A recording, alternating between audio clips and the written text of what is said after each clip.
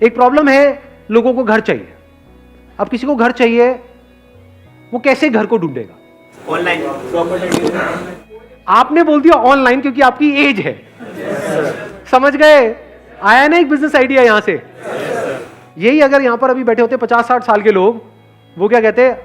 पहले हम किसी प्रॉपर्टी डीलर के पास में जाएंगे, फिर वहां जा करके देखेंगे, फिर उसमें से एक सिलेक्ट करेंगे। आप क्या बोल रहे हो? ऑनलाइन। आधे लोग ऐसे होंगे, स्पेशली जो यंग एज में होंगे, वो पहले ऑनलाइन ढूंढेंगे, बाद में ऑफलाइन जाएंगे। जो एक पर्टिकुलर एज के हो सकता है वो ऑनलाइन के चक्करों में पड़े ही ना और सीधा ऑफलाइन चले जाए।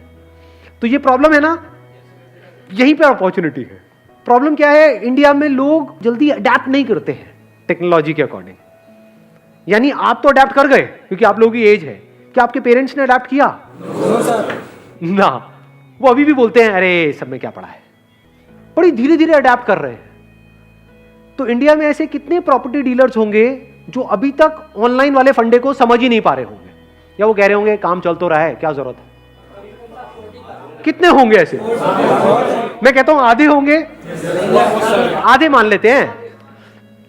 क्या ये बहुत बड़ी अपॉर्चुनिटी नहीं है? यहां पर आप अगर खुद अपना कोई ऑफिस ना खोलो, अपना प्रॉपर्टी डीलिंग का ऑफिस ना खोलो, ये जो हजारों ऑफिसेस खुले हुए हैं, वहां पर जाओ और उन लोगों से टाई अप कर लो। अब आपको इसके लिए क्या चाहिए? एक विजिटिंग कार्ड चाहिए। सबसे पहले आप जाओगे, उनसे बात करोगे तो कुछ चाहिए तो सही ना। अपनी एक वेबसाइट चाहिए। वेबसाइट बनाना मुश्किल है, आसान है आज के टाइम में। बेसिक सी वेबसाइट जो 2-4 घंटे में तैयार हो जाती है। तो उनके लिए आप एक रियल एस्टेट एजेंट बन गए। ये लोग जो एजेंट्स होते हैं, ये सब मिल करके काम करते हैं, अकेला कोई काम नहीं करता। इनका पूरा का पूरा नेटवर्क होता है। तो इस नेटवर्क में आप घुस सकते हो बिना किसी इन्वेस्टमेंट के। मतलब इनके पास में ऑफलाइन कुछ आए और ऑनलाइन आप उसको प्लेस करते चले जाओ। मतलब आपका काम क्या हो गया, जो ये लोग कभी नहीं करेंगे, कि एक प्रॉपर्टी आई बिकने के लिए, मान लो 50 लाख रुपए का कोई घर है, वो आया बिकने के लिए, ये क्या करेंगे? लिख लेंगे। अब इनके पास अगर कोई आया तो उसको दिखाएंगे या अपने नेटवर्क में बता देंगे ऑफलाइन। तो जो ऑफलाइन की दुनिया है वहां तो वो चीज फैल जाएगी, ऑनलाइन वो है ही नहीं। तो क्या ये बड़ी अपॉर्चुनिटी है या नहीं है? ऑफलाइन आपने सबसे टाई अप कर लिया है कि जो भी चीज आती है, अब आप अलग क्या कर रहे हो औरों से जो और लोग नहीं कर रहे। क्योंकि मैंने इन साइट्स को ऑब्जर्व किया है, वहां पर क्या होता है, ऐसा लगता है कि जबरदस्ती बस उठा करके किसी ने कुछ डाल दिया है प्रॉपर्टी के बारे में। ना तो बहुत सारों में तो फोटोग्राफ्स ही नहीं होती है, होती है तो एक आध फोटोग्राफ होती है, वीडियो तो बहुत ही कम में होती है। आपने क्या करा? आपने कहा कि यार मैं कुछ ऐसा करूंगा जो बाकी लोग नहीं कर रहे। मतलब जो भी घर आया उसकी कम से कम 20-30 आपने फोटोग्राफ्स खींची, प्रॉपर हर एक एंगल से उसकी प्रॉपर वीडियो बनाई। उसमें आपका जा क्या रहा है? अपने मोबाइल से भी बना सकते हो, आजकल तो मोबाइल ही एक से बढ़कर एक आ गए हैं। मतलब कि ऑनलाइन जो बंदा आया उसको एक्सपीरियंस ऐसा हो रहा है कि मैं एक्चुअल में देख रहा हूं उसको। उधर से उस बंदे ने आपको फोन किया। अब यहां पर आपके ऊपर है आपका टाई अप कैसे होता है। इसमें यह भी हो सकता है कि जो बायर है उसकी कमीशन आपको मिलेगी, मान लो 1% मिलता है, और जो सेलर है उसकी कमीशन उसको मिलेगी जिससे आपका टाई अप है, जिस डीलर से टाई अप है। तो ऐसे अगर आपने 100 छोड़ो 10 से भी टाई अप कर लिया है एक एरिया में, ऐसे 10 ऑफलाइन डीलर जो ऑफलाइन तो है लेकिन ऑनलाइन नहीं है, उन 10 के पास में 100 प्रॉपर्टीज है। उसमें से मान लो 10 एक्चुअल में ढंकी है, जो बैंक से लोन इमीडिएटली हो जाएगा, आपको पता है, वो आपने बैंक से पहले ही कंफर्म कर लिया है। तो अगर आपने 100 प्रॉपर्टीज भी लिस्ट करी तो इसमें आपका गया क्या इन्वेस्टमेंट हुई?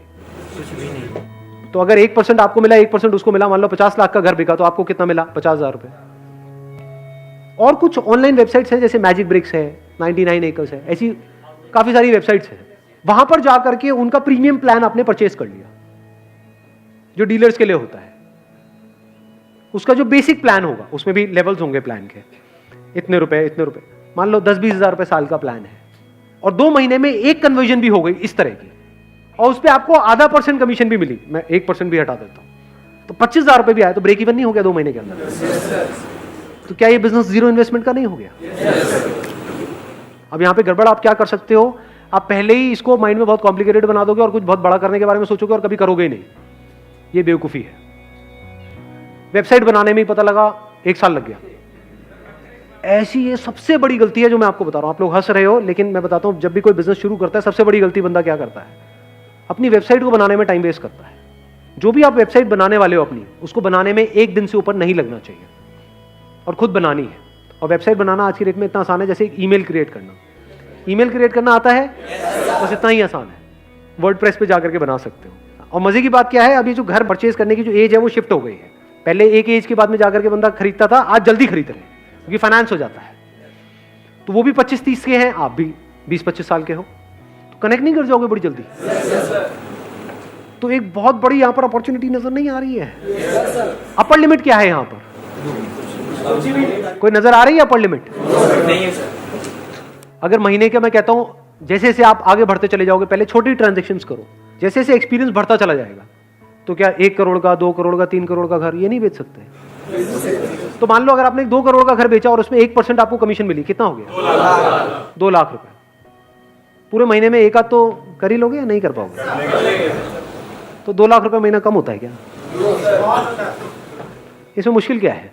सर एक इशू है, वेबसाइट पे ट्रैफिक के लिए एड क्यों चलाने पड़ते हैं? बहुत सारे आर्टिकल्स हैं नेट पे जो अवेलेबल है कि गूगल एड्स कैसे चलाते हैं। अगर आपने महीने का 1000 रुपए का अपना एडवर्टाइजिंग बजट बना भी लिया, मान लो 2 महीने में कितना लगा? 2000 रुपए लगा, एक भी कन्वर्जन हुई, वहां से 20-30 हजार रुपए भी आ गया तो बुरा थोड़ी गया है। ये जो खेल है ना, ये सारा जो रियल एस्टेट का है, इसको ध्यान से सुन लेना और समझ लेना। मैं इसको समअप कर रहा हूं। ये जो बिजनेस आइडिया है, ये कब चलेगा और कब नहीं, ये सारा खेल है ट्रस्ट का। आप जाओगे घर लेने, कैसे डिसीजन लोगे? नंबर 1 तो वो घर पसंद आना चाहिए। कोई कितना भी बोलता रहे, अगर आपको पसंद नहीं आया है तो आप नहीं लोगे। अब वहां पर आपके ऊपर उसको कितना ट्रस्ट है, वो रोल प्ले करेगा, तभी तो आपकी बात सुनेगा। वो ट्रस्ट कैसे एस्टैब्लिश होता है? किसी पे भी ट्रस्ट कैसे होता है? अरे सच बोल करके। आपसे कोई झूठ बोलेगा उस पर आपको ट्रस्ट होगा, या सच बोलेगा उस पर ट्रस्ट होगा? तो सच बोल दो, इसमें दिक्कत क्या है? उसको सब कुछ सच सच बता दो। सर देखो, ये जो आप देख रहे हो, इसका ये प्लस है, ये माइनस है। इसमें मैं आपको नहीं दिखाऊंगा क्योंकि यहाँ पे पेपर्स में कुछ गड़बड़ है, ये आपको और कोई नहीं बताएगा, मैं बताऊंगा। उसको सब कुछ बताओ ना। जो भी काम थोड़ा टेढ़ा मेढ़ा लगे वहां पे हाथ ही मत डालो, ना सामने वाले को फंसाओ। समझ गए ना मेरी बात? जैसे बहुत सारे बिल्डर्स हैं इंडिया में, चोर हैं, तो ऐसे बिल्डर्स के साथ में जुड़ो ही मत, जिनका मोटिव यही है कि पैसे इकट्ठे करने हैं, क्योंकि उसमें आप भी मरोगे। आपने तो किसी के पैसे लगवा दिए, वो बिल्डर तो निकल लिया इंडिया के बाहर पैसे इकट्ठे करके, आप वहीं के वहीं, वो आकर के आपको पकड़ लेंगे। समझ गए? तो ऐसे काम करो ही मत, साफ सुथरा काम करो। शुरू से अपने फंडे क्लियर रखो, ऑनेस्टी को अपना बेस बना लो। और एक बंदे ने इस तरीके से आपके साथ में काम किया और उसको ये समझ आ गया कि ये बंदा प्रॉपर्ली काम करवाता है, तो क्या वो आपको आगे रिकमेंड करेगा या नहीं करेगा? आप होगे तो रिकमेंड करोगे या नहीं करोगे? इसको वर्ड ऑफ माउथ बोलते हैं। जिस दिन ये रिकमेंडेशन शुरू हो गई, अब समझ जाओ अब आप सही तरह से बिजनेस कर रहे हो। अगर कोई बंदा आपसे काम तो करवा रहा है लेकिन आगे किसी को रिकमेंड नहीं कर रहा है, तो समझ जाओ आप गड़बड़ कर रहे हो। लेकिन अगर वो रिकमेंड कर रहा है, और 1 को नहीं, 2 को नहीं, 4 को रिकमेंड कर रहा है, वो आगे रिकमेंड कर रहे हैं, वो आगे रिकमेंड कर रहे हैं, कोई अपर लिमिट है ही नहीं, आप कहां तक जा सकते हो। बहुत बड़ी इंडस्ट्री है ये, लाखों के आप करोड़ों भी कमा सकते हो एक महीने का, अगर ये बात हजम हो पा रही है। लेकिन अभी वहां तक नहीं जाते, लाखों तक ही रहते हैं। महीने का 1-2 लाख रुपए तो आप कमा ही लोगे।